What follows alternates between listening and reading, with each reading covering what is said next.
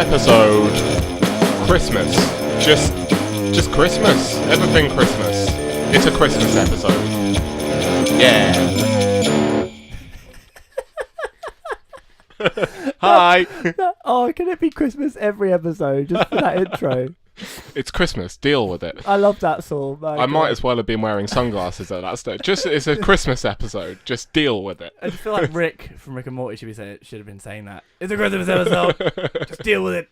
Oh, jeez, Rick. I really like Christmas. Yeah, no, Morty. It's all about buying shit for people that you don't really like. Christmas. Yeah. And drinking. I can't burp on command. No, I can. Can you? Go on. Yeah. Oh, nice. Oh, my God. Wow. And everyone's now turned this podcast straight off again. Hello, everybody. Welcome to Let's Talk BS. I'm Ads. And I'm Saul. And this is a podcast where we just basically talk a lot of BS. And this time it's going to be Christmas-related BS. It is. It's going to be bauble stuff. Huh? You actually didn't swear that time. I know. Well, I'm so proud of you. But I know. You're moving up in the world. I know. What are we drinking? Brewdolf. We're drinking a special Christmas beer by Witchwood Breweries called Brewdolf. And it's actually very nice. Yes. It's good. It's got a slightly almost disturbing picture of what I can only imagine as Rudolph in an apron holding a bunch of Brussels sprouts. Yeah. It's a bit odd. And his nose is like red, but it's not like a light bulb. It's not like cartoony red. It looks like he's been punched in the nose repeatedly. Or he has a really bad cold. Yeah. And the elves in the back look really weird as well. There's a hops, aren't they? There's a hops. The elves look like they're being forced there by gunpoint. They do not look very happy to be elves, it has to be said. It's got to be a hard life. I know. We're just literally talking Christmassy stuff today. It's a very chilled out podcast. So it's a chill podcast. We got quite a few questions coming relating to Christmas, great. So we're gonna tackle them along the way. So grab yourself a Christmassy beer or some eggnog or a amaretto. I like a bit of amaretto at Christmas time. Don't know about you. Stick on your tacky Christmas jumpers. We are. Yeah, we are. Yeah, I'm wearing a Final Fantasy one. I don't know what Final Fantasy's got anything to do with Christmas, but I don't know what Christmas. I mean, I've got a Skyrim one on, and I guess it snows. Yeah, snows in Skyrim. So, yeah. But Final Fantasy, like what? Like end of the world? Like there's a snow mission in Final Fantasy 7, but not. That's reason enough. There you go. There we go. It's just like Sorted. nothing says Happy Christmas like a meteor coming to destroy us. Did you start a timer, by the way? I haven't started a timer, no. Come on, Saul. I know, right? Although actually, I changed it on the thing so you can see the time. This is really you? boring. We need to get on. Whose phone was that? That was mine. Sorry, I'll turn it off. So apparently, Saul, before we start, you wanted to do some housekeeping. Yes. There was one thing that I thought of. If you tuned into our podcast last week, you know I went on about a 40-minute rant about evil aliens because it was god awful. Yes, you did. Yeah. And you're wrong. It's awesome, but I just thought of one thing in it that annoyed me as well, so I just wanted to touch on it quickly. Obviously, for anyone who didn't listen to last week's podcast, maybe tune out for the next 30 seconds, but this will be quick. Yeah. It better be. I'm ready to get festive. So you know how you said at the very end of the movie was like, that was clearly their way of going, oh yeah, no, this wasn't meant to be taken seriously, it was a piss take. Even that doesn't line up. Okay, go on. Well, how the fuck does she get back to the home planet? Their spaceship got destroyed. What, did she just get picked up again? Or the spaceship crash means that presumably she either died or was stranded. The female alien I'm talking about. Yeah. Right?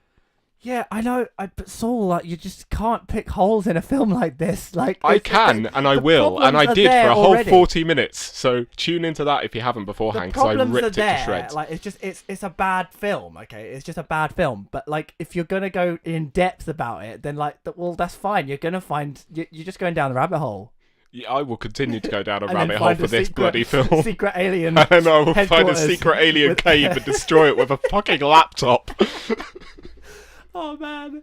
All right, cool. That's it. Done. We're fine. I'm slightly less angry about it than I was before. I'm getting through it. Therapy's helping. Awesome. Right. So let's crack on. Let's do this. Christmas. Let's start with the first question. So we have a question from our good friend Max, and he asks, "What is your favourite Christmas song, and why is it I Want a Hippopotamus for Christmas?" I have literally no idea what that song is. Have you never heard it? No. It's really weird. I Of mean, all the songs that Max It's would Max like, who's asking this question, so of course it's going to be weird. it's a bizarre song. It's just a little girl singing, "I want a hippopotamus for Christmas. Actually, Only a hippopotamus will do." now that you're singing it, it does ring a bell. Yeah, he's probably played it to you. Probably, yeah. I On probably repeat. just forgot about it I immediately. feel sorry for his fiance, to be honest, because she'll be hearing that all year. Oh no. So no, sorry, it is not. That is not my favorite Christmas song. What is? Well, I feel like yours is a bit easier. It is a more straight answer than mine. Yeah. Your favorite, which I know which it is, but go. It's Fairy Tale in New York, obviously. Yeah. It's the only Christmas song that's fantastic. I Well, listened no, to it the other day. I say it's the only Christmas song that's fantastic. That's not true. No, But it is definitely my favourite. it's a fantastic tune. I listened to it yesterday, and I was just like, "This is so good." Listen to it, like, out of context these days, though, and I don't think it's a song that could pass these days without people kicking up a massive fuss about it. I know, but let's not go into that. But Let's know, not. Let's it's- not, but- yeah, but it's a different time. Okay, It was tolerable enough that me and our good friend Lauren sang it at a Christmas duet at college. Exactly. So It's a classic tune. it's a classic And it's tune, abs- and I and it's love it. It's so weird because it's such a feel-good tune, but actually the Yeah. story is really sad, isn't it? Really. Yeah, But it's fantastic. It's a great, it's one of my favourites. really, really good, solid tune, and I think that's definitely on my favorite, one of my favorites. See, the thing is with me, for Christmas songs, it definitely depends on my mood. I love I'm a really big fan of Nat King Cole. The Merry Christmas to you, that one. Chestnuts roasting on an open fire. I think that's Nat King Cole. I'm sure it is. Yeah. I love that, but I don't want that all the time. Sometimes I want something a bit more, upbeat. So I'll go. I also like my metal, obviously, and I bought myself like this metal Christmas album where loads of artists do covers of nice. songs. So that Alice Cooper's on there and he does Santa Claus is Coming to Town. But but I think my favorite one on that is the Ronnie James Dio does. He does God Rest You Merry Gentlemen, and it's just awesome. What, metal Yeah, version of that? yeah. It's like down, down, down. It's so good. It's really awesome. I like that song anyway. That like Carol, but like him singing it is fantastic. I've just pulled up on my phone. I actually have a Christmas playlist. Oh yeah. It's not a lot of songs. It's just a few songs that I listen to come December. Fairy Tale in New York is obviously at the top for me. Yeah. I've got Christmas Time by The Darkness. Darkness. I was about to say that's Yes. that's a cracking. That's a tune. brilliant tune. Gets you straight in the mood. I've also got Thank God It's Christmas by Queen. Yes, another one of my favourites again. Yeah. I've also got I Fucking Love Christmas from Nostalgia Critic. Yes. Which Oh I my God. only listened to like last year. It's probably when I started listening to it, but I listened to it a lot last year because it was just fun. Yeah. And the music video for that is mental. It's batshit, isn't it? It's Yeah. absolutely batshit.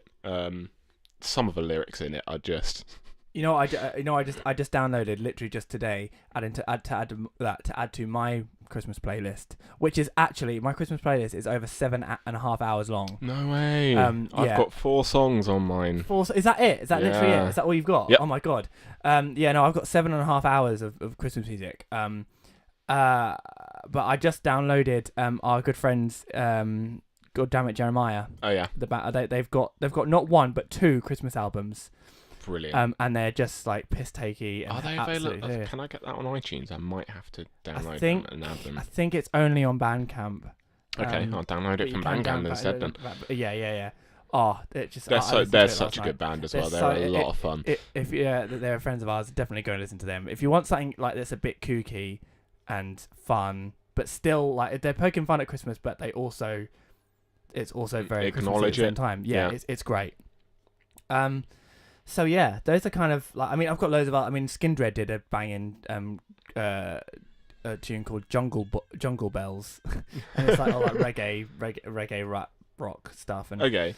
there's so many tunes. I mean, I love the music from Scrooge the musical. I have that every year. Yeah. I've got This- Nightmare Before Christmas stuff. This is going to make my next point quite interesting, I think. Okay. Because my next question was going to be, are there any Christmas songs that you absolutely dislike? And I have got an answer for this. Okay. Yeah. Go on. Go. And it might offend you a little bit if I say it first. Go on then. Right, let me explain it before you then have a go at me. All right. Okay. I I'm not gonna look at really you. dislike the bastardization of traditional Christmas songs. Right. Not in terms of like metal or anything like that, because I think if you can do it right, well. it works incredibly well. Yeah. I'm talking about, and I hear this all the time in retail shops, especially in the bakery that I work in, like just the bastardization, cheap cash-ins of like, we're gonna do this traditional song, but in a hip-hop, down with the kids, auto-tune kind of way, and it's like, Yeah, oh, for yeah. fuck's sake, just leave it alone. Yeah, see, there's You know? there's one that I hear, like, I think I heard it for the first time last year, and it's actually an old one, it's a Destiny's Child one, and it's like, last first day of Christmas, baby getting me, something, Yeah, I hate that. That's being played in a lot of retail stores right now, and it drives me nuts, but there's just loads that. of, especially where I'm working at the moment, over the radio, you get, like, covers from people I haven't even heard of, and half of it is auto-tune, and it's like, oh, funky and all of that. It's like, no, it's not Christmas music. Yeah. That's I hate No. it when they rehash things as well. Like, I mean, I love Band Aid. I don't know about you. Do you like Band Aid? You a yeah, fan of that? absolutely. But then they redid it with like sort of like the like in the 2000s with like, these artists, and I was like, this is awful. I don't like it. It doesn't have the same feeling of it as it first did. I was like, no, I don't like it. And then I mean, Christ, I don't like Mariah Carey, but the All I Want for Christmas Is You, that's a banger. Okay, Yeah. don't care what you Yeah. say. Christmas is the only time of year that it's acceptable to listen to Mariah Carey. I think, But then she redid it with Justin Bieber, yeah, and that I was like, fuck that. I think Leave him out of this. if you are going to put the time into it to either change the song entirely and make it your own, yeah. like many of the people that you have been talking about previous have, Yeah. or just do a really faithful and accurate creation of that song, Yeah. I think I'm alright with that. It's just the bastardization, cheap cash-in Definitely. of it Yeah. that yeah. you know is going to get played at every retail store because they'll sell it to them and make a profit off it, and it's just it's probably a lot of the reason. I mean, there's a lot of the reasons I hate Christmas shopping, but I think it's the reason that I just stay at home and do my shopping online, because I yeah. can't stand like an entire day of listening to that crap Stuff, while yeah, I do yeah, shopping. No, I know what you mean. I mean, there's some that they just get played over and over again, and by the end of the year, you're like, I don't like this anymore. And there's some really stupid ones. I can't think of them off the top of my head, like, because I don't even acknowledge them. They're on my playlist because they were in like an album we got, a massive Christmas album, but I don't acknowledge them. I don't even want to know who sung it. I just don't like it. Another thing we should kind of touch upon is like the whole X Factor thing. That's kind of taken Christmas over. number one Type, type and it's deal. just like, for me, like, don't get me wrong, when Rage Against the Machine won the Christmas number one year, like, that's on my Christmas playlist. So Killing in the Name Of comes in on my Christmas playlist every now and again, and I liked that. But still, it's like, why have we got these? If it is going to be X Factor as Christmas number one, why don't they make the X Factor song, the winner's song, a fucking Christmas song? Do you know what I mean? Yeah. It just it frustrates me a little bit, that, and it's just like, yeah. But that's again, that's kind of going along with your commercial like thing, the commercialization of it and things like that, isn't it? Yeah, that's pretty much what it is, especially in retail stores where they want you to come in and spend your money to pick up Christmas stuff and all of that. It just tags along with that whole feel, and it just makes me feel a bit icky type thing. Again, that's a lot of the reason I just sit at home, watch some YouTube and do my Christmas shopping online. Yeah, a lot easier into that, really. Yeah. Cool. Have we got another question? Yeah, we got one more question from a regular viewer, actually. It's the Castaway DC. Oh, yes. Hello. Hello. He asks, have either of you listened to MXPX's punk rock Christmas album? No, I haven't. But that sounds I haven't awesome. even heard of it. I've literally just while you've been chatting away, I've just been Searching for it. searching for it in Wikipedia, which is the source of all knowledge, as we all know. Yeah, of course. Yeah. What we got here? This is me just reading from a wiki at this stage because I honestly have no idea what this album is, but it sounds interesting. Punk rock. I'm down. I'm definitely excited for that one. I'm gonna download that now. Studio album by American rock band MXPX. It was released on December the 1st, 2009. Tracks 2 to 12 were previously released exclusively to members of the MXPX fan club. PXPX. Right. There's a lot of X's in there, and P's and M's. They're Christian punk, skate punk, pop punk. I've literally never heard of them. No, I can't. We can't say we've ever heard of them. But that question, just you bringing up that question itself, Daniel, was enough for me to check it out without a doubt. That sounds like it could be a laugh. I'm gonna listen to that. It especially sounds like your kind of thing. I'm always looking for new things new Christmas songs. Like every year, I always add at least one new song to my playlist. Well, there we go. Check them out, and if you like them, and you've got the Castaway DC to thank for it. I do. It should be the Castaway Marvel, though. Just saying. Oh, hey now. I'm sorry. I was a pretty cute dick. that was a low blow, mate. That was. Sorry about that. Right. Moving on to something else then. What should we talk about now? Well, we got another question. We've got lots of questions. We've got quite a few questions actually, which is cool.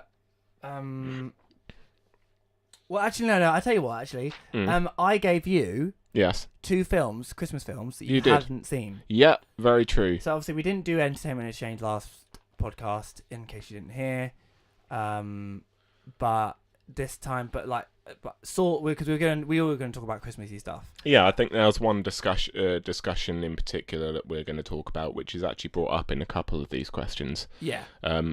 So of a film that I surprisingly had never seen before. Yeah. So I gave Saul 2 because I've seen them all. I've seen Christmas film. I've seen them. Most of them anyway. To be fair.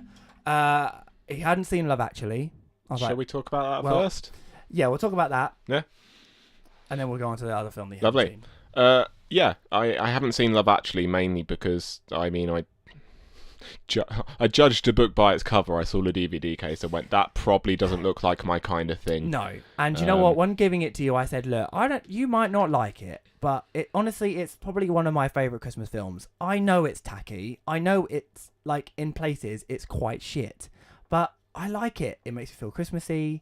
It makes me, excited for Christmas. I can definitely understand why. And although I wouldn't go out of my way to watch it again, there were definitely parts I enjoyed. Okay. Without a doubt. I can look at that film and I can turn around and go, some of it doesn't work, yes, but it's acted brilliantly. Yeah. And the story for it is brilliantly put together, or Definitely. the amount of stories that are in it that then join up at the end. It's quite those, impressively written. Those sort of stories don't always work, and I feel like in places it's kind of forced in this, but how they connect.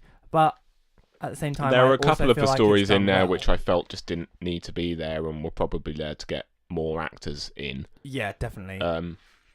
But there were definitely a few that I absolutely did enjoy. Yeah. And I had a laugh in a couple of bits. Like I wouldn't go out my way to watch it again, I don't think. No. But I'm definitely glad that I did watch it because it's not entirely what I expected it to be. Parts of it were exactly what I expected. So would you say you were pleasantly surprised, or yeah, yeah? I expected to be thoroughly bored stupid, and there were parts that did bore me stupid, but there were parts that gave me a good giggle, and I paid attention to. Great. So that's all right. Yeah. If it's at this stage, if you're listening to this, you've either never going to watch Love Actually ever, or you've already watched it 1,000,001 times at this stage. So it's fine. So yeah, I would I recommend it? If you don't like your rom-coms, then if it's the type of film that you look at and you think you are not going to like it, chances are you're probably not going to like it. Yeah. But if there's an actor in there that you like, then I think that you could probably see that merit even just for that one actor, like Liam Neeson or or Alan Rickman, or do you know what I mean? Like there's some good actors in there. Yeah, definitely. Even just for Rowan Atkinson, just his random little bits. Oh yeah, his bits made me chuckle. Yeah, they're great. He's in it for like literally. He's in it for like 2 scenes. And he's great. What is it? He's in it at the jewelry when Alan's buying the jewelry. Yeah. And as a distraction at the airport when the kid's trying to get past the barriers. That's it. Yeah. He's great. He's in it for like 2 scenes and absolutely eats both of them scenes up. Apparently, there's a theory that he's like a guardian angel. Oh yeah. And like he's watching over these people and stuff. And Yeah. like he was supposed to be in it a bit more. I can believe that. But they didn't. He was only in those 2 scenes because obviously he's like trying to hold on. He's stalling that guy. He is definitely deliberately the, stalling the jewelry. And then he's also deliberately stalling the guards at the airport because he wants the true love to prevail. You know. Yeah. It's like, oh. But yeah, that's a theory, and I was like, but yeah, I thought I'm not one for my romances because I'm a fucking cynic at heart. I really am. Like, I go love, whatever type thing. Like, I've been burnt by it before, and I'm quite happy being single for evil sting. Indeed, I just haven't gone back through the door yet because I can't be bothered. Well, but I think that genuinely probably left me quite cynical, and so I came into this film going, I'm gonna fucking hate this, it's gonna be awful, and actually I walked away not feeling dreadful about my decisions in life. But there's lots of different types of love in this as well, isn't it? It's like the friendship. I think that's something I appreciate from the film, is that it shows the good parts and the bad parts. Yeah, definitely. It doesn't glamorize love. No, is definitely what I think not. I'm trying, no, and that's what I expected from it, from looking at it, and it's why I expected that I might have hated it. It's not a clear-cut love, is it? Like, you know, boy meets girl, boy fall in love, you know, all that. You know. There are certainly moments of that in it, but it isn't the whole thing. Yeah. So what would you sort of say be like your sort of your favourite bits in it? I'm sure I can think of a couple, but what would you say you'd say that stood out for you? I really like the kid in it. Actually. The kid was really good. Really good. I think him and Liam Neeson, their bits are so good and really heartfelt as well. Yeah, because you know that Liam Neeson's wife actually did die. Yeah, like quite. Yeah. I think it was either before or after this film, and so doing that scene for him. Yeah, it must have been quite difficult. I'd imagine. I'm pretty sure it was after she died. I can't remember though, but that's rough. So that actually happened there. So watching that even now, it's just like it's heartbreaking. But him and the kid just worked so well together. They really did, yeah. And that's a great little relationship there, because it's not even his son, it's stepson. I think the stuff with Martin Freeman in it as well. Oh yeah, was funny. I don't think it needed to be there, but it was funny. It was silly, wasn't it? It was a bit silly. Yeah. It's funny actually. That is actually the first scene I ever saw of that film, because my parents were watching it when I was a bit younger, and I came downstairs and they're watching the film, and then these 2 people are humping naked, and obviously a preteen. I was like, "Whoa, hello, oh boobs, freaking boobs."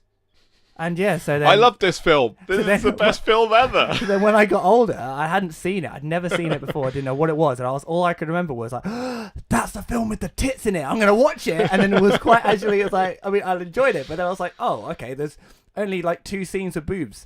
All right, fine. Okay, I can deal with that, I suppose." Yeah. Teenager Adam, right there. Yeah, that's me. Always on the hunt for boobs. It's boobs, freaking boobs. Watch it. It's not as fun when you're watching it with your parents, though. You go, "Oh no, this is awkward." Adam, can you go and get something from the kitchen? No, I cannot, Mother. I need to sit here for a good few minutes. It seems like almost as bad as time as when I went with my step-parents to go watch the first Deadpool film. Oh dear. Yeah, that was fun. Interesting. Happy International Women's Day. Nope. Shall we move on to the other film? Yeah, let's move on to the other film. And this brings on the age-old argument that's been around for ages. Yes, so... And the age-old argument, and this is stated in a couple of questions here. We got Rebecca Brown, who says, "Why is Die Hard not a Christmas movie?" And then we got our good friend Laura, who says, "I feel you may have said something about this already, but gotta hear your thoughts about the age-old debate, is Die Hard a Christmas film?" So, Saul... I You had not seen this I film. have never seen this film before, and I didn't feel comfortable talking about this age-old argument Without seeing having not seen it. Having It made said it extremely awkward when I last went to York, because my stepbrother... I was staying at my stepbrother's, Yeah. and me, him, his other half, and a whole bunch of his mates all met up at a old cinema because they do like a movie quiz every month. Oh, okay. And it's usually split into like they have one entire round to do with one film, and then the rest of the rounds are just general knowledge of films. Mhm. And this month was Die Hard, and they're all excited, like, yeah, Die Hard, we got this. And there was just me in the corner going, yeah, Yeah. That's we've Bruce Willis. absolutely got this. So, Michael, if you're listening to this now, I had never watched Die Hard at that point. I do apologise. I was fucking useless in that round for the quiz, and do apologise. But I've watched it now, and suddenly the questions make a lot more sense. That was fucking a bit useless now, Saul. So I actually hadn't watched it until about 2 years ago, but like it was one of those things that people kept saying like, oh, you gotta watch Die Hard, Die Hard, it's so good. And I'm not normally one for action films. Like I think they're okay. I love my action But films, so spoiler alert, I really enjoyed this film. Oh, and me I'm too. Like, surprised when I I first- hadn't watched it earlier, I to was be so honest. surprised when I watched it because I was like, I really like this film, and every year I'm surprised. I'm like, oh, this is Yeah. so fucking good. I'm going to say it now, before we get into this argument. Because I watched Love Actually and then Die Hard back to back yesterday. And Oh, what a great mix. if I'm going to take anything away from watching both of them films back to back is I fucking love Alan Rickman Oh man. so much. He's so good, and I sometimes forget just how good he is Yeah. until I sit down and watch any film with him in it. Yeah. He's so good. He is fantastic. He's brilliant. Well, was brilliant. Rest in peace. Yeah, I know, right? It's one of Rest the in greats, peace. Yeah, definitely, yeah. without a doubt. Raising a drink for you now, Mr. Rickman. Yeah. Excuse the pause. We're toasting. Yeah, we're toasting to Mr. Rickman. Yes, he is brilliant in this. So good in this. Yeah. So yeah, The talk only me through it, the Saul. only fun fact I knew about Die Hard, and I like talking about this because it Yeah. makes me feel smart and Yeah. like I'm a film buff and I know what I'm doing, despite the fact that I'd never watched a film before. Yeah. Whoops. Is the scene, his death scene, where he Yeah, gets I know dropped this from the one. building. I know, Yeah. it's great. Some of you might know it, some of you might not. So I feel I've got a duty to talk about this because it's fantastic. He was afraid of heights. Like he didn't. So it took a lot for him to do that final death scene. Yeah. So what happened is the director was like, "Okay, we're gonna give you a countdown. We're gonna 3, 2, 1, and then we're gonna drop you." And Alan was like, "Yep, cool. That sounds alright to me. So I can deal with that." They dropped him at 2. So the reaction of him going, "Oh fuck," as he's falling off a building, that's a genuine reaction because they dropped him a second earlier than they said they were going to. So And brilliant. apparently he was real pissed off about it as well. Well, can you fucking imagine? Jesus, I'd be pissed off. Yeah. Bloody It hell. got the right reaction though, Oh, didn't yeah, it? it I did. mean, It's perfect. Yeah. It's great. I mean, his face is a picture. It's just like, gormless. Like, oh Yeah. my god. Yeah. Brilliant. Oh, excuse me. God, I got a hiccup. Yeah. Oh, he's great in it. But Bruce Willis in it is absolutely so cool. yeah, He's just absolutely. effortlessly cool in that film. Yeah. And he's got hair. And yeah, It's I know, right? amazing. Yeah, I mean, not lots of it, but he's got enough. Enough for me to go, "Oh my god, he's got hair." Yeah. So, let's just jump into this question. Okay. Is it like, if you had to say yes or no, is it a Christmas film? Would you say? What would you say? It's a tricky one. Saying that seeing as you've watched Love Actually, Yeah. which is a Christmas film, Uh-huh. and then watched that afterwards. I would personally, having just watched it yesterday and having possibly being in the Christmas spirit right now because it's the 1st of December, Yeah. I would say yes Yeah. at the moment because of the time frame it takes place. It Yeah. takes purely because of that alone.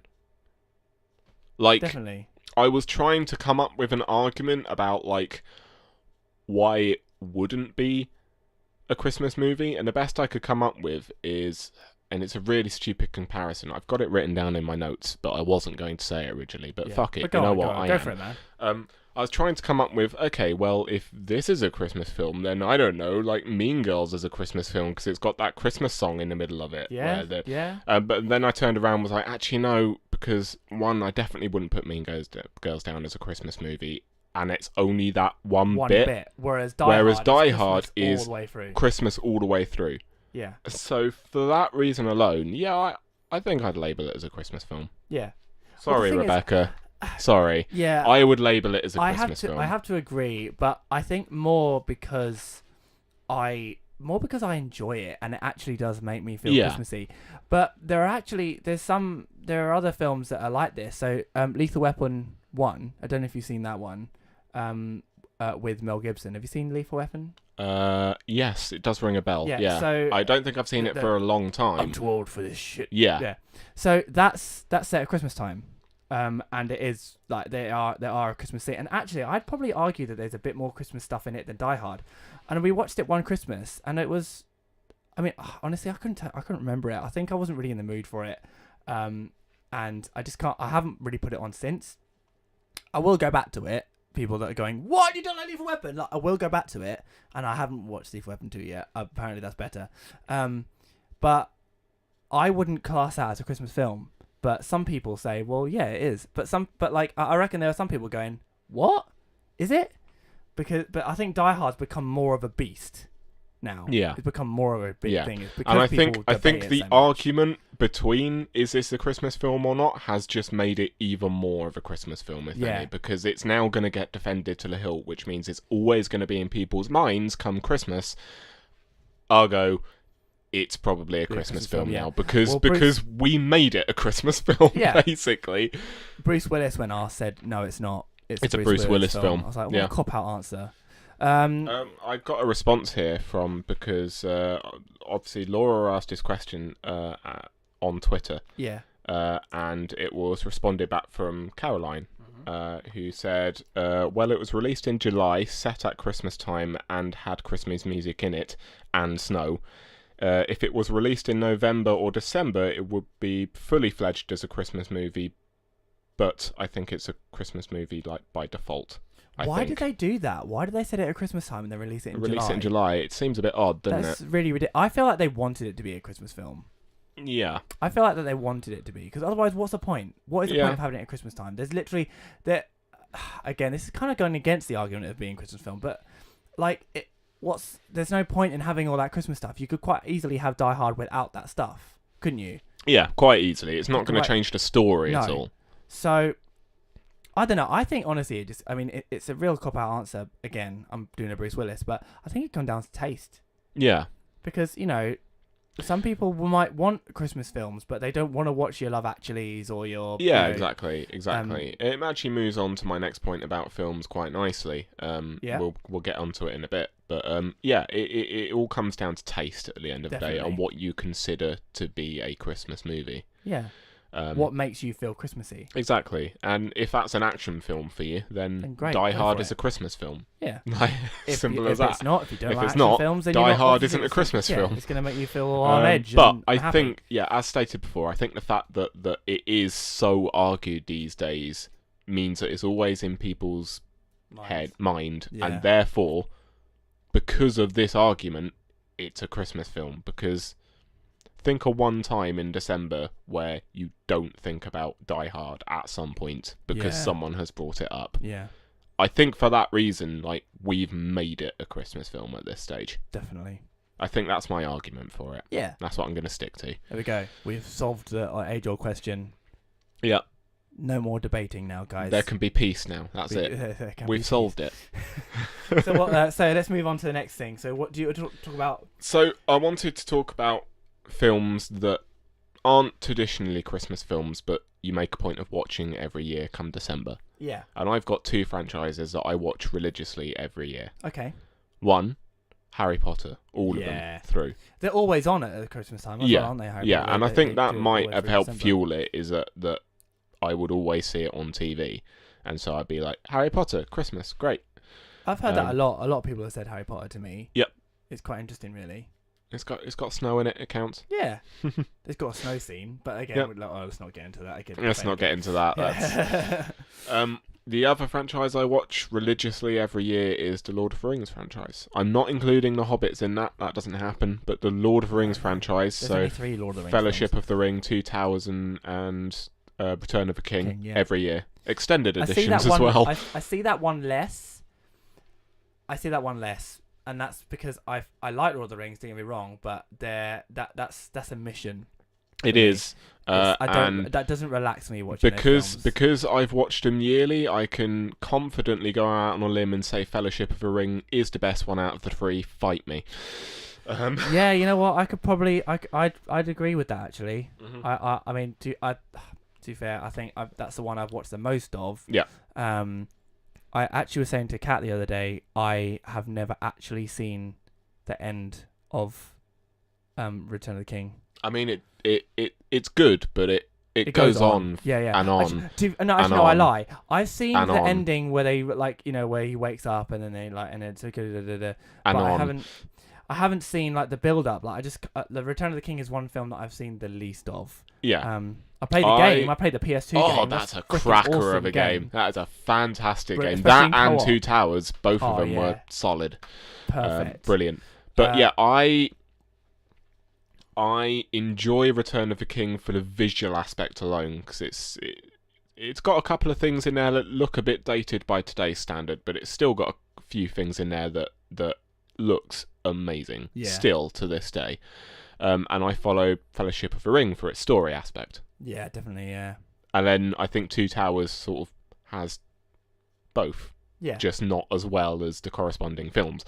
Yeah. I felt like the characters come across a bit more in the Fellowship, mainly because they're introducing them, I suppose. And you've got the classic thing of Sean Bean dying again. Sheen Bean. Sheen Bean. Have you just going on a complete off note? Sean Have you seen what the first elusive kill is on Hitman 2? No. It's Sean Bean. Is it? Oh, It brilliant. actually is. Perfect. One does not simply be in a Hitman game and live. Yeah. I have a couple that I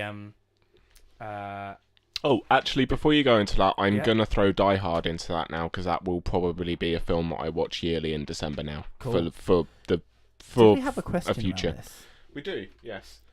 It comes from Jackie Holmes, who says, best non-Christmas movies to watch during Christmas, which I've answered on my end. She goes, not sure if that's a real question. It's absolutely a real question. Yeah, definitely. But it stems from the fact that we watched 3 Christmas movies yesterday, plus Princess Bride, because Princess Bride is the best and deserves to be watched. I'm really sorry, Jackie. I've never seen Princess Bride. Neither have I. Okay, well maybe we need to rectify that. Maybe we need to On Jackie's rectify that. behalf. There's, I know. I tell you what, My name is Inigo Montoya. there You killed my father. there is a reason I haven't watched Princess Bride, but I'm going to get into that later when we talk about Christmas films that we don't like. Okay. So to answer your question, I have some films that when I'm watching a Christmas, I am quite I have set things. I do like. We always get a big pile of Christmas films out, and we try and get through them in December. Didn't manage it last year, but normally we're all right. But there's a couple that are in there that aren't technically Christmas films, but we like them, and they definitely have because we've watched them every year, they are, and also there's snow in them, so it counts. So Is that the thermometer we're going on here? If it's got snow in, then it's a it's Christmas film. so it's an awful film, but Chalet Girl. The hell is that? It's you would not like it. Oh, good. You wouldn't like it, but Bill Bailey's in it, and he's I mean, he's funny. Yeah. But he's literally he's in one. He's in a lot of scenes, but in one place. He's in the house, basically. I'll look up that scene on YouTube. Yeah. Just watch a couple of but yeah, it's a good. It's about snowboarding, basically. And it's pretty cool. I mean, that So I doesn't suppose, sound not terrible. I suppose you'd enjoy the snowboarding part, just not Yeah. necessarily the bad rom-com bits. Oh, okay. Oh, you know what? Actually, I just thought. I'm pretty sure the girl who is in Rogue One. The main I'm girl. pretty sure she is in Chalet Girl. I'm pretty sure it's her that's in it. Suddenly, I'm interested. It might be a different actress. I can't tell. Oh. I'm sure we'll get corrected if we're wrong. But anyway, so we watch that every year. That's in our Christmas pile, and also In Bruges. In Bruges. We always watch that, and that I like, again, not really Christmassy, but I think it is technically at Christmas time because there's like some Christmas lights. Is there snow? There is some snow. There we go. Well, at the end there's snow. At the end there's snow. And I love that. Have you seen In Bruges? No. What? You haven't seen In Bruges? Throw it on the entertainment exchange list. I've got such a massive list now. I thought you would have seen that. No. Wow. Okay. Cool. Well, In Bruges. I've got daggers being stared at me right now. Jesus. How have you not seen In Bruges, man? That's a fantastic film. Anyway, we'll get onto that. We'll move on then. So those are my two. Okay. That I kind of would say that aren't Christmassy, but I watch them. So would you count Princess Bride? I mean, as I hasn't seen it, I can't really say. No.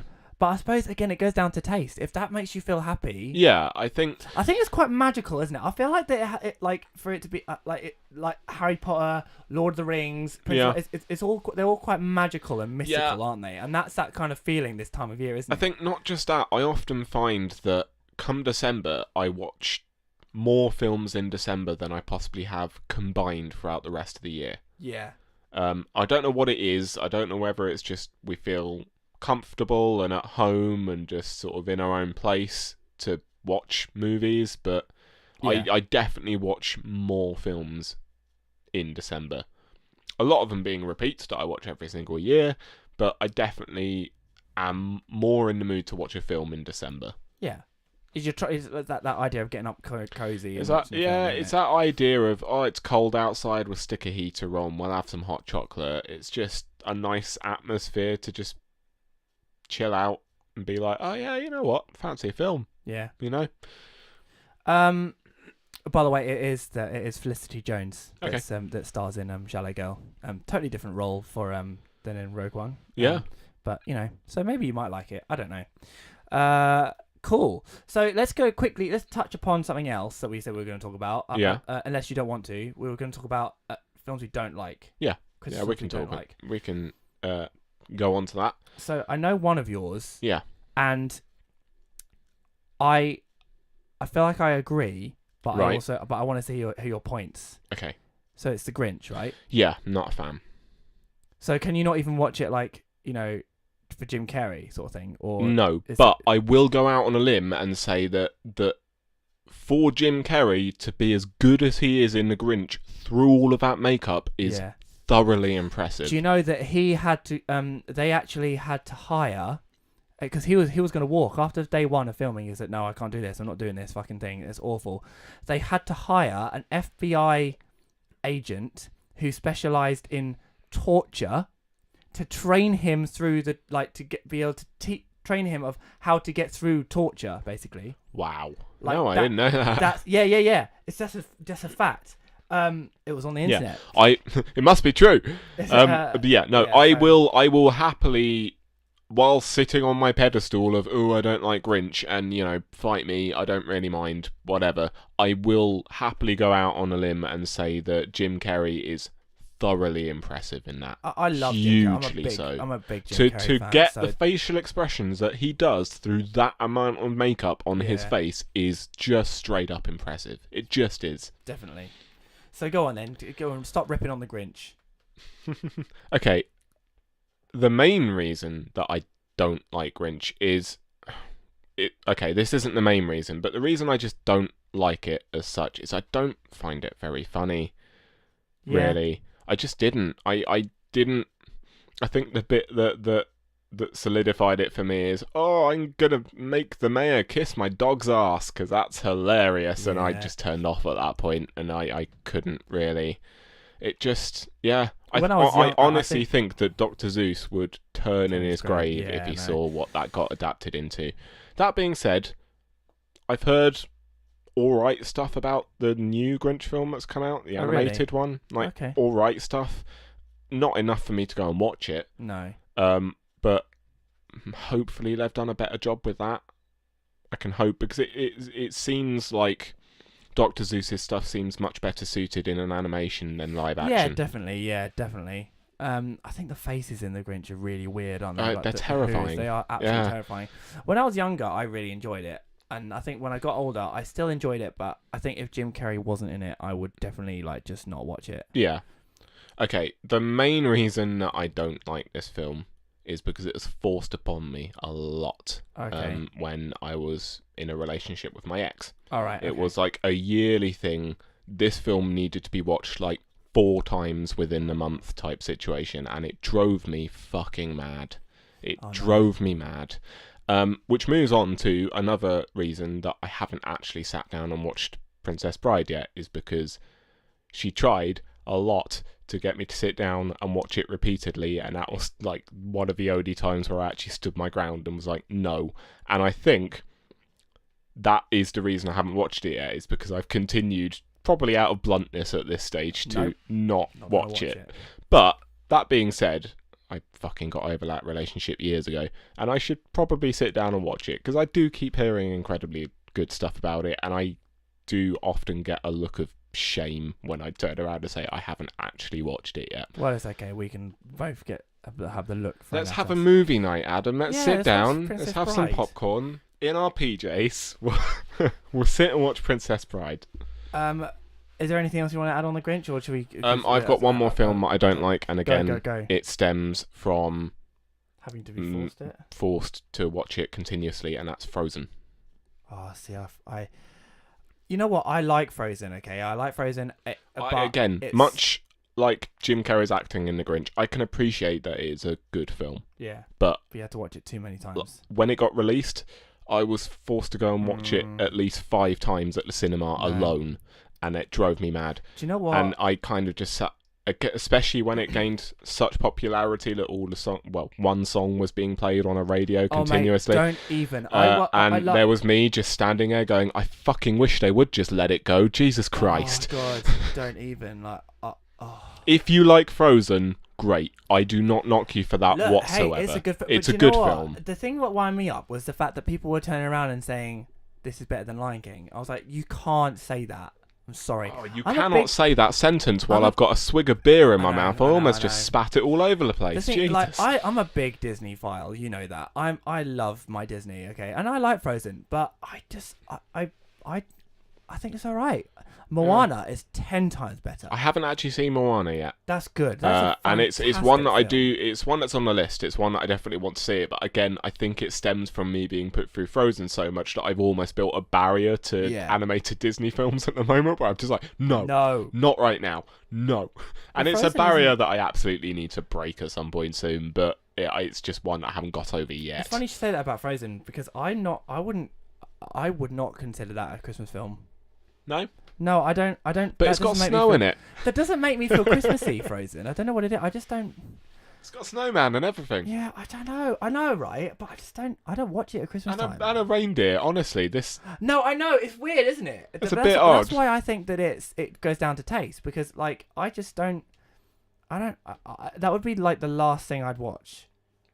There we go. You heard it from Adam first. Frozen, absolutely not a Christmas film. Die Hard, definitely a Christmas film. Without a doubt, 10 out of 10. Well, look, if it makes you annoyed, then what? Then I'm going to watch this fucking film, even though it's a Christmas film. I don't want to. No, just watch whatever the hell you want. I'm just gonna go. One of my favourite traditional, definitely a Christmas film is Muppets Christmas Carol. Oh. I think it is the best version of Christmas Carol ever. Yeah. Ever. Apart from possibly our college production of it, where our good friend Lauren, who's reasonably tall, played Tiny Tim, and it was hilarious. Oh, yeah. Oh, my God. Yes, I remember that. Oh, Christ, yeah. Oh, man. But apart from that... I like the Scrooge the musical. Yeah. My friend... Muppets Christmas Carol. My friend James played the... Ghost of Christmas Present in that, and saw it live on at the Palladium in London. Nice, and that was fantastic. I love that musical. That's probably my favourite. Do you have an absolute favourite traditional Christmas film? See, again, it's kind of. I think Love Actually is probably one of my favourite ones. Yeah, and Scrooge. I think those two that I have to watch every year, personally. Fair. Awesome. Right, let's carry on. Have we got another question? No, not on film, actually. No, so should we move on to another topic then? Shall we go Yes. on to... Let's go on to... Shall we quickly move on to this question? Again, it's by Jackie Holmes, and Okay. it's, what are sugar plums? Well, But she's an American, it's when- so she it's genuinely doesn't know. Right, okay, so... okay. Oh, bless you. So, sometimes testicles are... hear me out. Sometimes testicles are referred to as plums. And it's an old English Christmas tradition where a gentleman will get out his ball sack and dip it in some sugar. You're so full of shit! You're so full of shit! I'm sorry. I honestly don't know what sugar plums are. I'm guessing it's plums covered in sugar. This is sugar plum fairy, isn't it? Like, I don't know. Is it a British thing? Sugar plums? Yeah, it's a hard candy in sugar. Is that what it Which is? if Jackie's asked it, I'm presuming it's a British thing, even though honestly I can't say I've really. No. It's not a very traditional British thing here. Like I barely know it at this stage, but you know. No idea. Sorry, I've never had any. But hey, what? Let's go get some sugar plums. And it's funny that you made that joke Princess because Bride. this question was asked on the Discord. So she asked, "What are sugar plums?" and various people commented, going, "Well, if you're lucky, he'll show you." This was followed by Jackie going, "That sounds ominous," and Mr. Tom full of win. I'm just gonna call you out, mate. Sorry. It says, "Bugger, I was going for sexy." She then followed this up by going, "I withdraw the question." Well, I'm sorry for answering with a rude answer. But the short answer is it's a candy here. It's a hard candy coated in sugar. I think humbugs are more of a Christmas. I think humbugs are more of a thing here, yeah. It's bar humbug. Yes. Scrooge. That's written on a Santa's hat somewhere, Yeah, probably. yeah. I've got it. I've Yeah? got one. Yeah, I've got one, and I've got a jumper with bar humbug on it. Cool. Cool. Also, just a quick one. Mince pies, yes or no? For you. Yeah, I would say yes, but I actually started eating mince pies in November, beginning of, Oh, okay. because so you're I'm a kinda bored of them baker. now. and so just this week alone, I've baked about 650 of them. Okay, yeah. So you're So definitely I done get with sick of now. them pretty damn quickly. I remember last year when I came home from quite a grueling day at work, and my stepmom was like, "I made some mince pies. Do you want some?" And I'm just like, "No, I don't. No, nope." No thanks. Working in a bakery That's a hard ruins pass. ruins mince pies for you, unfortunately. But oh well, we move on. So we've got two more sort of topics to cover. Do you want to do that one or like that one first? Let's do games. Yeah, let's do Because games I think first. games is going to be quite a quick one. Yeah, for me. yeah, definitely. So The you username answer. is bad. Not bracket. What would you call that? Colon. Yeah, colon. Yeah. Jer 85. So Badger 85. Well, actually, it technically think. it'd be bad gur. Badger. Badger. Badger. I'm just going to say Badger. Badger Badger, 85. Badger, Badger, Badger, Mushroom, Badger, Badger, mushroom. Mushroom. I'm sorry, we got off track there.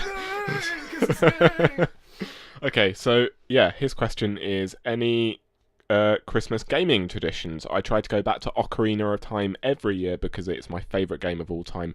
Never gets old. That is a fine choice of game, sir. A fine choice. Is there a snow level in Ocarina of Time? No. Not a Christmas game then. Oh, harsh words.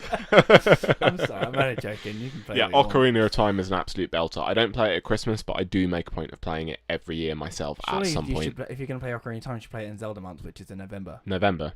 That's only because Peanut Butter Gamer. Peanut Butter Gamer, that's the one. He made it a thing in November. Yeah.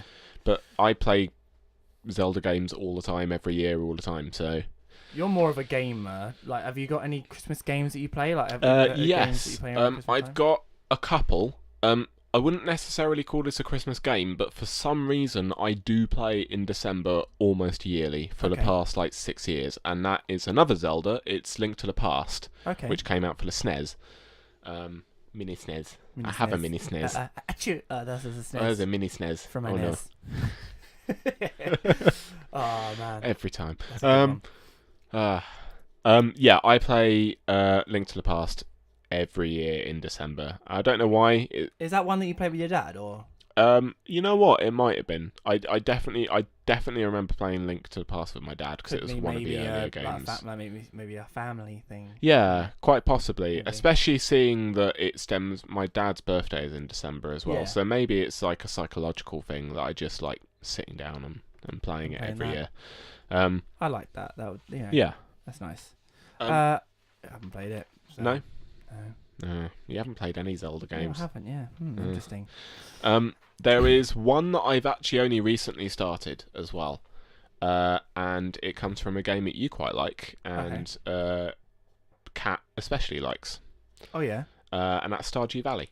Oh right. Okay. What you're kind of playing that at Christmas? Yeah. What I did, and I started this last year, was I played Stardew Valley enough in November to get me up to the first day of winter. Oh, okay.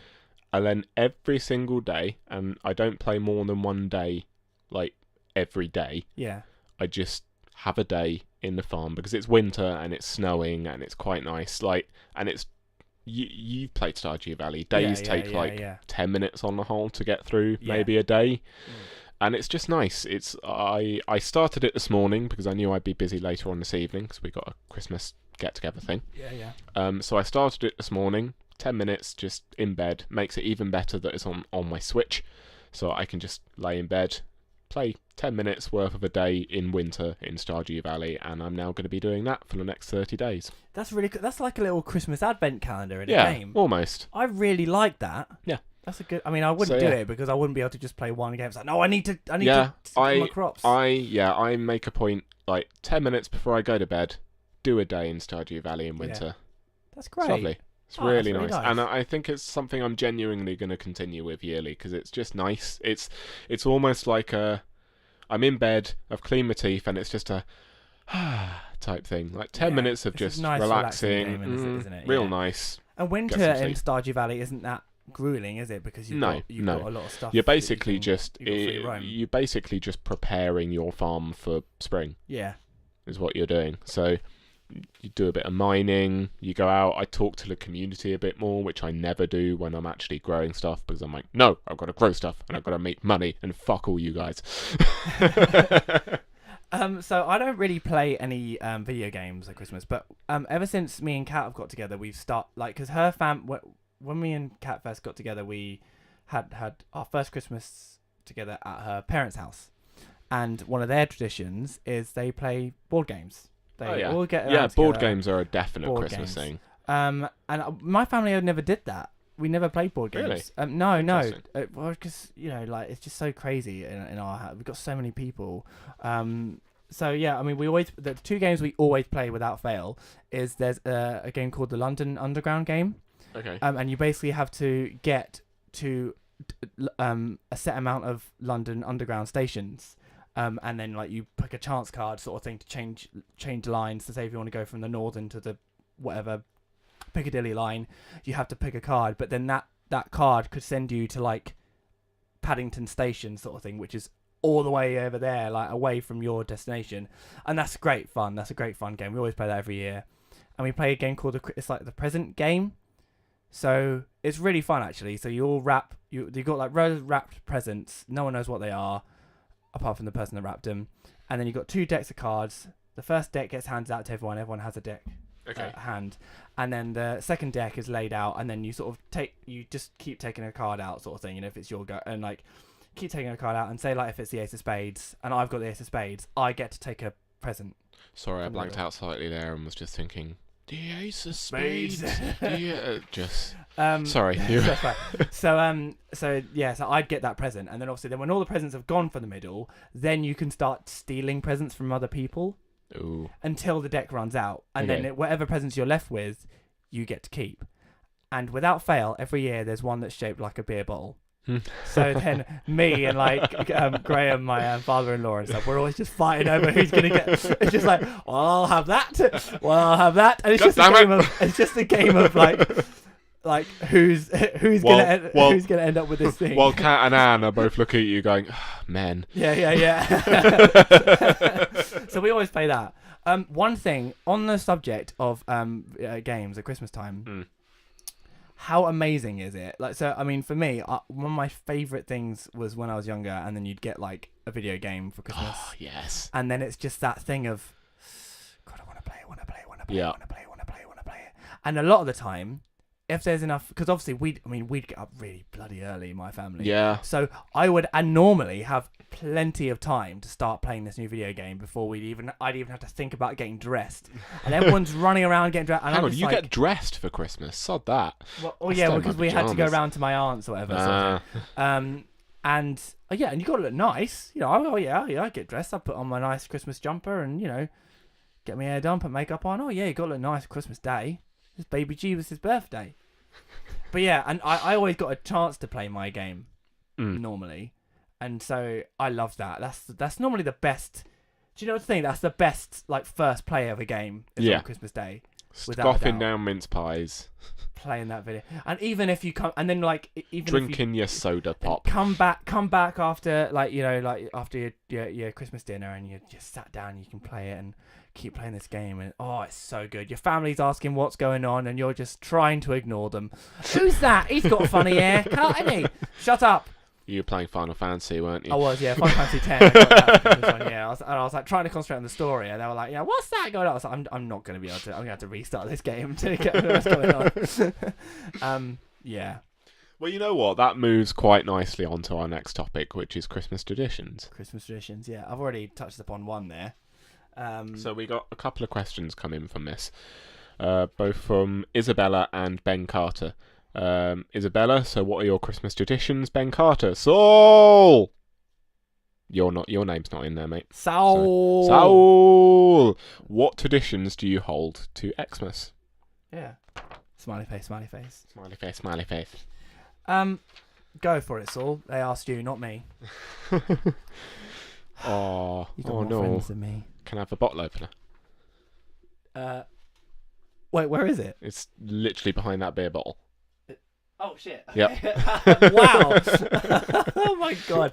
I need to slow down. And there's a beer bottle beer opener as well. Yeah, Beer bottleception. yeah, no, yeah. Blom. Oh, sorry about that. I just knocked the mic. Okay.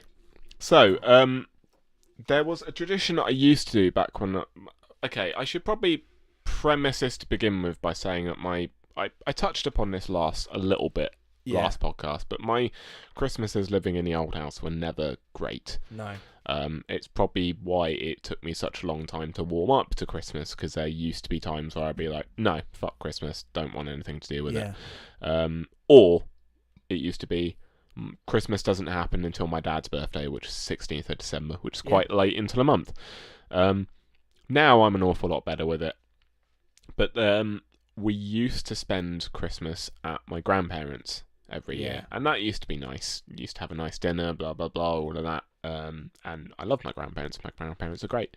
But me and my granddad used to have a yearly tradition, and this stemmed back when I was like 13, where we used to sit down and watch the Doctor Who Christmas special with some whiskey and coke. Oh yeah. And that used to be a yearly thing, without fail, until I moved to the new house. Yeah, we used to watch Doctor Who. Christmas specials used to be great. Yeah, I don't watch Doctor Who that much anymore. Neither do I. At all, no. in fact. So it's kind of, it's not really a thing for me anymore. Going on from watching, I have mentioned this on the podcast before, but every year now, without fail, this is one that me and Kat actually started together, which is nice because it's nice. We've created our own traditions as well as sort of family ones. Every Christmas Eve, we watch the Bottom Christmas special. Yes. Because all Christmas Day, all I'm doing is quoting that film, that Christmas episode. And yeah, we watch it every year without fail. Yeah. And yeah. Now that you've given me Bottom to watch, I can see why as well. It's a brilliant episode. It's a great episode. It's definitely one of my favourite ones. I also try to watch the Nostalgia Critic Christmas Tree review as well. Yeah. I love that. That's a hilarious review. One of my favourite reviews of his, and it's Christmas Tree, and it's an awful film, and it's just like perfect thing for me there. What else? Have you got anything else? Yeah, I've got a couple of things. Go for it. this started today, and I'm real happy about it. And Okay. this has been going on for like 3 years now. Yeah. I have a Star Wars Lego Advent Calendar. Oh. And it's the best thing ever. I absolutely love it. Because I like my Lego, as you well know, as anyone who knows me, at least half knows me, knows that I've probably frantically been showing you pictures going, look at my Lego Star Wars collection, it's amazing, I love it. Yeah, it's pretty. He's got a pretty big set. Yes, I'll rival Nathan anytime Yeah. with that one. Oh, Saul, we said we weren't going to round him this time. Hey, it's out of respect. I can respect that he also has a nice Lego Star Wars. Yeah. And what's life without a little bit of competition? Of course, yeah. So yeah, the Lego Star Wars Advent Calendar is great. You get either like a minifigure for that day, which is great because I collect minifigures as well as I'm collecting the sets. But my favourite ones are like the tiny little Lego sets that you get that are maybe about the size of two of your fingers, if not smaller. Yeah. They're tiny. But they look really good for the such few pieces that are used to make it. It looks accurate to what you're actually trying to build. Yeah. They're fantastic fun. And last year the 25th block was a minifigure of BB-8 and a Santa hat, and that was great. That's awesome. Yeah, so that's become a yearly thing now. On Christmas Day itself, I'm the complete opposite. I like to try and have a lay-in if I can. Oh, really? Yes, I will legitimately go out of my way to stick new bed sheets on my bed on Christmas Eve. Oh, wow. And so I just lay in bed Christmas Eve, all snug and warm in new bed sheets, because new bed sheets are just the fucking best thing ever.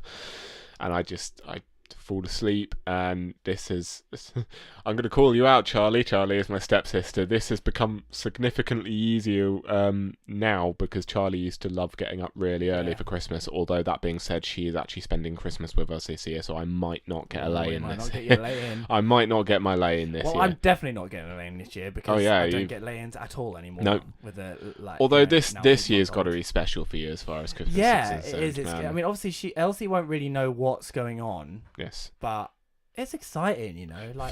For people who don't know or have just joined the podcast, Elsie is your baby daughter, and this is her first Christmas. It is, yeah. So she'll be 8 months when Christmas drops, and it's really exciting. Like we've taken her to see Santa already.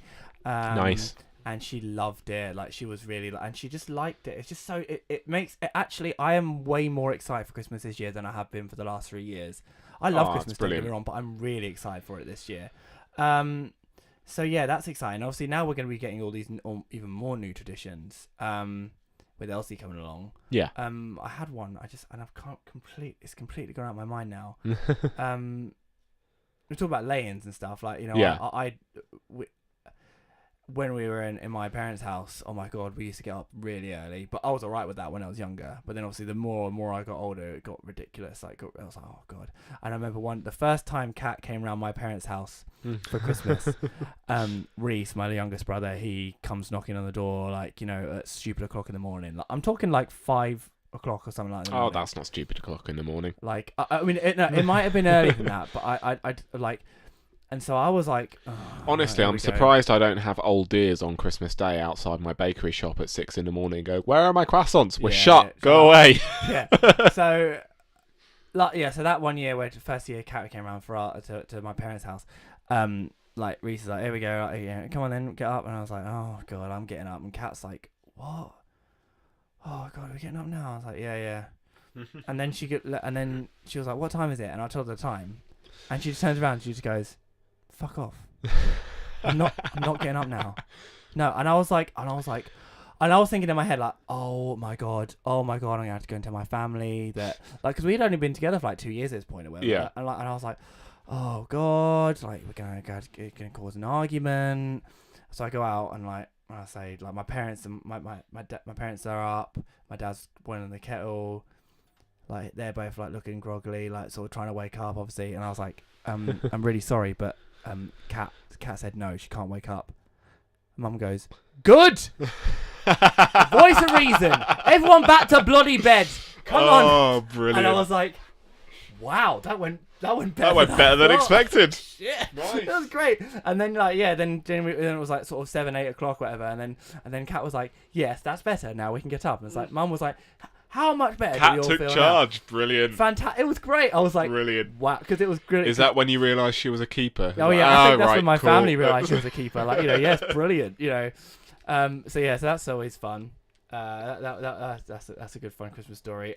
We all the other thing we do in my house in my parents' house is we sit, instead of playing board games, we would sit around and sing songs.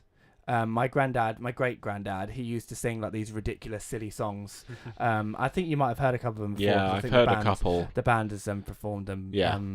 We did a couple of versions of them, and they're just silly. They're just really silly songs. But they're the best songs to hear at Christmas, and surely. it's great. Yeah, and we do like that. We try and do 12 Days of Christmas, and by like the 7th, everyone's like, what's 7 days of what? And then we do it in a round. Everyone has their own thing to say. And Adam's busy playing his new game in the corner. Yeah, what's going on? What? No, unfortunately, that's kind of a tradition I haven't done that much recently, because I haven't been at my parents' house for Christmas for a few years now. Really, yeah. We go for Boxing Day, but it's mainly been in our house. I'm usually working again come Boxing Day. Oh really? Oh yeah. Man, that's shit. Yeah. But yeah, and so that's kind of stopped. But also, like, we've had quite a lot of family deaths in the past few years. So a lot of the older generation that would sing those songs, they're not there anymore. So we're not really doing that anymore. So that's kind of a downer, really. But that's one that I always remember fondly. And I actually, to be honest, I want to get that started again. Definitely. I want to sing those songs. Bring that into with a new generation. I you think can do that now. Yeah, I really want to do that. Like, I want to bring that back. Yeah. Because it's. It's just it fills me up with that it also builds up a bonding process like no other will. Definitely. I don't think. Yeah. So yeah, that's another sort of like tradition we have there. I've spoken a bit. You go. Have you got anything I can't really say I've got any more traditions other than I play. It's just, for me, like, it's just a day to chill out, eat some good food, drink a little bit, but not too much because I'm usually working the next day. Play a bit of games. I just indulge. Cheese. The Switch has made playing games at Christmas so much easier because I can bring my Switch downstairs, play it handheld, and still socialise, which is good. I love how your idea of socialising is playing a game on your own. It's like Stardew Valley, so I can still talk. Yeah. All right. Yeah. Okay. It's fine. We have on the top of our tree. We started this literally the first year me and Kat moved in together and had our own tree. We couldn't find a angel or a star or anything to go at the top of the tree, so we need something at the top of the tree. So I was like, we have that sloth beanie baby.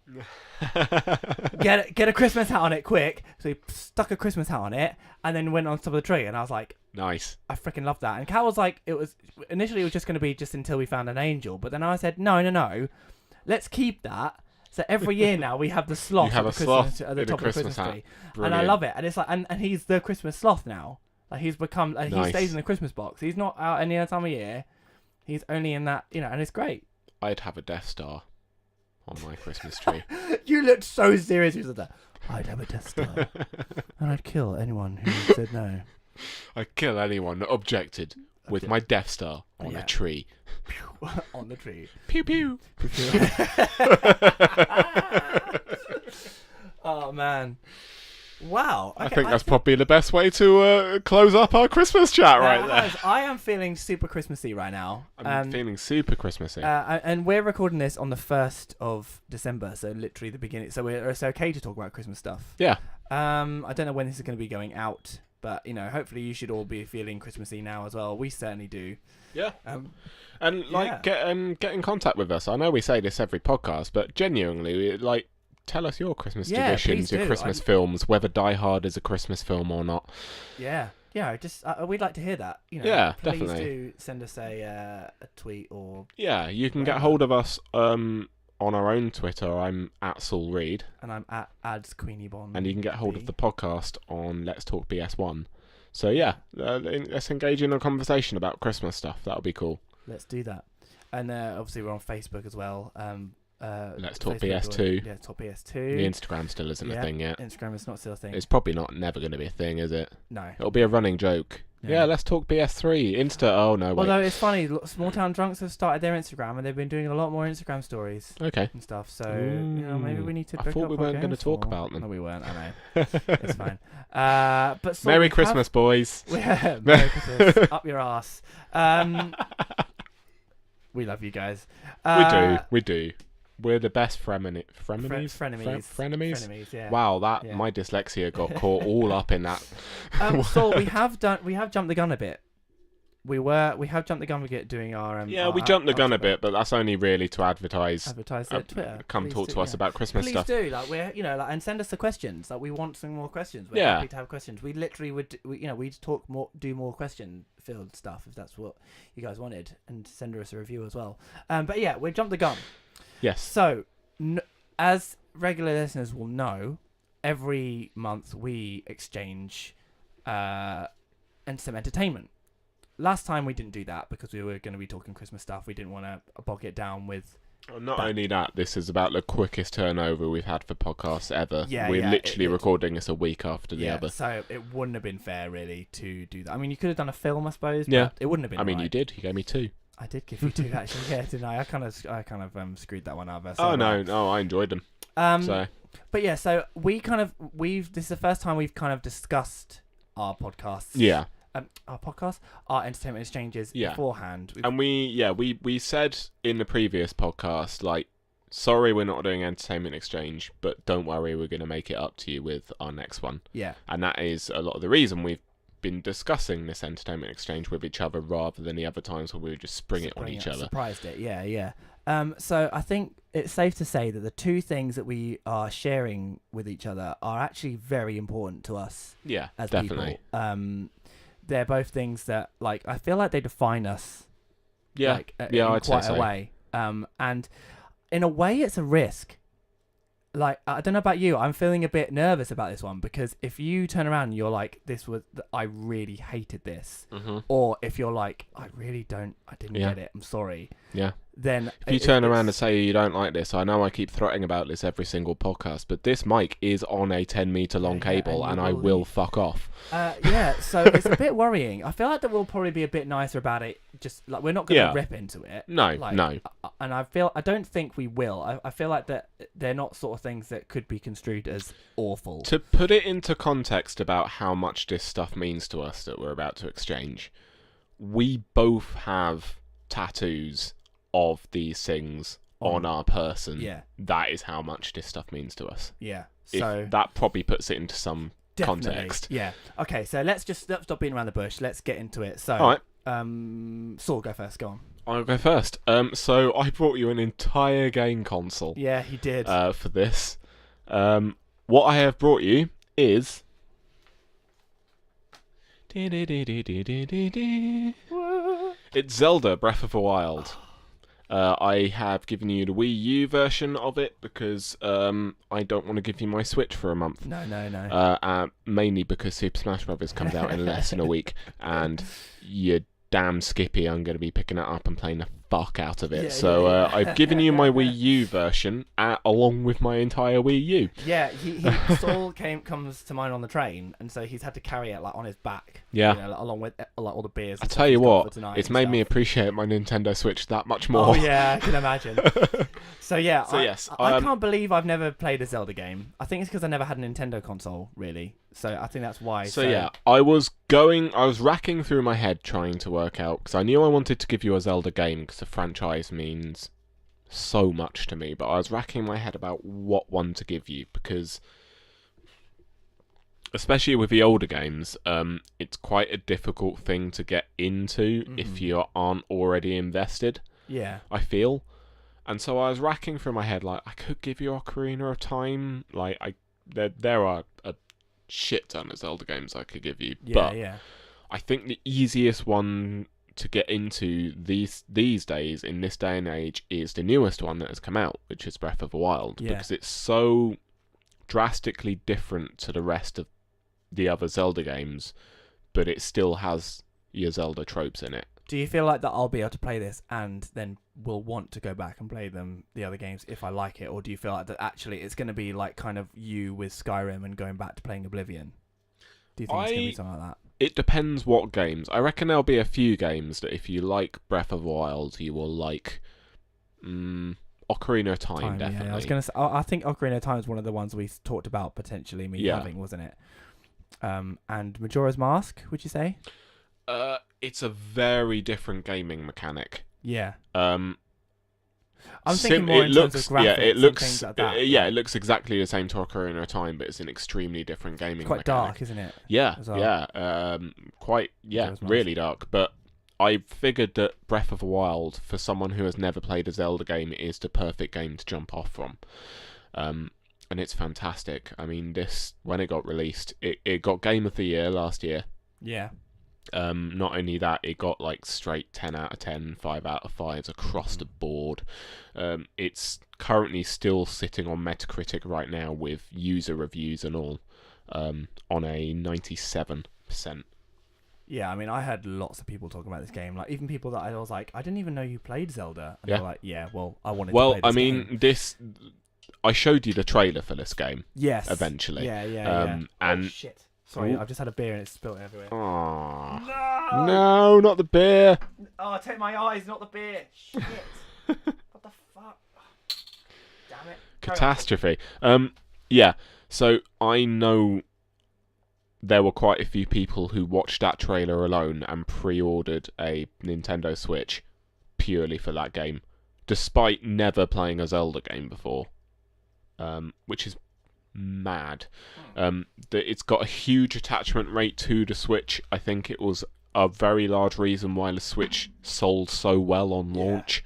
I think if they didn't have Zelda Breath of the Wild, I'm not sure how well the Switch would. No, neither am I. Loads of people were jokingly, and I think quite rightly so, when the Switch first came out, calling it a Zelda machine. Because it was. Yeah. Pure and simple. I think they've now proved that the Switch has got like a lot more to offer than without just a doubt. But... I was listening to another podcast on the way up here, a Nintendo related podcast, and they said that in the north of America, in Black Friday alone, they sold 8.2 million Switches. Wow, that's insane. That's in America alone. So it's doing extremely well these days. But I think the launch for the console can be thanked on Breath of the Wild, and I think I can comfortably say that at this stage.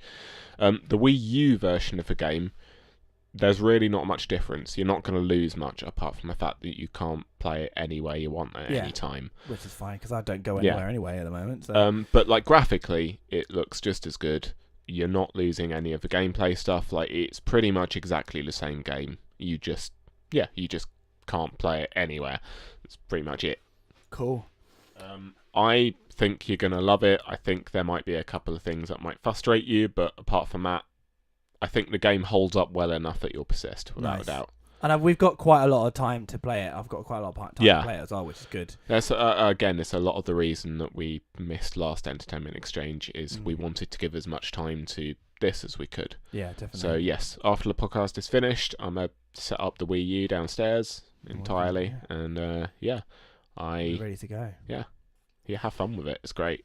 I think also, I think the less you know about it, like the better, because the beauty of that game is the exploration. It's so good, and I'm really looking forward to jumping into it and just seeing I've never even controlled a Zelda game. Like, do you know what I mean? I've never even sat behind a controller of one. Like, it's bizarre. So, if you ever need any advice on it, then I'm always open, because everyone else turns to me for Zelda advice right now, so why not add one more? I normally look on walkthroughs for most games anyway. Yes, so, it's meant to pack the walk in with it. Oh, it's alright, it's fine. The internet the internet is a wonderful place. You'll be able to find stuff out. Awesome. So, again, I was kind of racking my brain about what to give you, because I wanted to give you like some Korn stuff, because Korn is one of my favorite bands, and I'm sure you've heard some quite a few Korn songs through me, but obviously there's one thing listening to a song and listening to a band and knowing the band in such a way as a super fan sort of thing. So I was like, I can't give you their entire discography, that's a bit ridiculous. and also there's not much to talk about. Like, you can say, yeah, that's awesome. I like this album. Didn't like this album. I was like, no. I mean, I have definitely listened to Korn because my dad was a fan of Korn as well, and Okay. so I have listened to quite a few songs through my dad. So again, so this is obviously a lot less foreign to you than. Does that make sense? Yeah, a lot less foreign to you than like sort of Zelda is to me. So I'm giving you it's a DVD that they released called Deuce. It's kind of an experience, and again, actually, it's not just necessarily the case of a film. Yeah, there's a lot to it. There's a lot. It's a very interactive menu. Finding things in the DVD menu is a challenge. Like, there's literally, like, as you can see there's actually to get special access to the autopsy room and the X-ray lab, you have to do you have to do these things. Like, it tells you how to do it, but yeah, and like there's so much secret things that you can just spend like hours trawling through. There's technically two it's a documentary basically of Korn, like through their like from their first album through I think like 2 issues. Okay. Which is their 4th or 5th. Fourth album. I think it's their 4th album that it goes up to. And yeah, so there's a first one which is it's called Then and Now, and then the second one which is a bit longer and it's called Deuce. So just sort of don't necessarily think that you're going to sit down and watch an entire evening. I feel that you could probably you can split it up. Do you know what I mean? You can watch Then and Now and then watch Deuce another night, and then you can and then you can spend another time just going through, because there's all their like videos are on here. Brilliant. Sort of things, so you can watch their videos. Do you mind if I have a look? Yeah, mate, go for it. Yeah. So that's it. I think actually from the back it says it's Untouchable, so they might have some stuff from Untouchable, which is their 5th album. Sweet. So yeah, Deuce is longer. I'll find out how long it is actually. I've never seen a DVD with special access codes in I know, That's it's insane. Cool. I mean, I will say, like, don't get freaked out, because it does look quite freaky. Like, there's something that's going to jump out at you, because I know what you're like with like sort of films and things like that are sort of spooky, but it's not. Nothing actually happens. It's just freaky. It's just Korn. It's the asylum. Basically, you're walking around an asylum in the DVD case. Basically. I've done asylums before. I played Outlast. Yeah, that's it. Yeah, well, yeah. And Christ, if you can play through Resident Evil, then you can definitely sit through this. But yeah, so the thing is with this DVD is that it not only was it like the music of Korn that I love, but it was this that like it's funny. Like they're not like this anymore, I have to say. Like they've calmed down a lot since then. Okay. But they are hilarious. They're such funny guys, and it's just watching them like backstage and like making jokes and stuff, and they're so funny. Like and like if I was having a bad day, I could sit and watch this. Like this DVD got me through some really tough times. If I was ever having a really bad day, I could watch this and I would be instantly happy. That's like pretty much exactly the same with me and Zelda. So yeah, it's it's a big thing. This like Deuce. Like it for me, it's like I love it. I absolutely love it. I look forward to it, man. Genuinely. So yeah, so I hope you enjoy it. I hope you don't find it sort of too, I don't know. Just experience jump into it. And obviously, and if you've and then you might turn around and go, actually, I'd like to listen to some of these albums. Can I have a borrow of them, whatever? Then Yeah, so, you've got plenty of time to do so. Brilliant. I look forward to it, man. Yeah, it's a big one. It's a big one this time. It's a big entertainment exchange this time round. I'm looking forward to the next podcast and discussing it all. It's going to be hard not talking about it for like basically 2 months. Pretty much, yeah. But unless you have any tips and tricks that you need on your end. But no, well, that remains to be seen. Remains to be seen. But no, I'm looking forward to talking about it all in next podcast, without a doubt. It's going to be a fun one. Awesome. Yeah. Well, thank you so much for joining us this month. For our Christmas special podcast. Yes. Hey. How long have we been going at this stage? I think this will be our 8th. No, wait, 7th. This will be our 7th podcast. Yeah. So, nearly half a year, maybe just over, but yeah, roughly about half a year. So yeah, thanks for like listening to us. Yeah. If you have, please, if you have friends that listen to podcasts, go, hey, listen to these guys. They're fun. Yeah, they talk absolute BS. Yeah. Please do that. Yeah, you know all our Twitters, but we'll say it again, just in case you've forgotten. I'm at adsqueenieb. I'm at Saul Reed, and you can follow us on Twitter at Let's Talk BS1. And then on Facebook at / Let's Talk BS2. Please do leave us a comment and rate us on iTunes or your platform. I know we're only on iTunes. I did that last time. You iTunes, got real close to the mic there. I know. Yeah. I think I realised that I might not be talking very loudly, so hopefully you can hear me. Oh well. Yeah, please do leave us a review on iTunes. It really would be lovely. Yeah, that would be great. And in the meantime, we hope you enjoy your Christmas season. Yes, please have a lovely Christmas. Yeah. If that's what you do. If you don't do Christmas, then And then have a great holiday. This you know. podcast might be a bit lost on you, to be honest. But hey ho, ho ho ho. Haha. See what you did there. So thank you very much for listening, and we'll be back next year. Where we'll be talking more BS. Ho ho ho. ho ho ho! Merry Christmas and a happy new year.